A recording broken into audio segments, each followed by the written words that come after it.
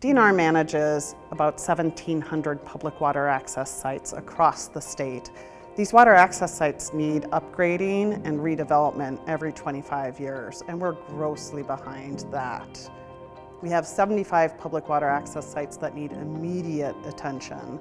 Like a lot of our system, it was developed decades ago, and so as boats have gotten bigger, people's uses and preferences and maybe mobility have changed over time. We really need to adjust to those expectations.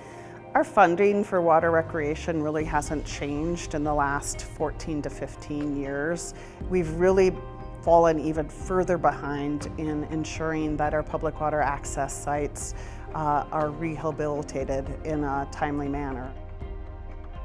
Bonding really provides a special source of funding for DNR in that we can really reinvest in our infrastructure. Minnesotans love their water resources, and water recreation contributes about $3.1 billion to the state's economy every year.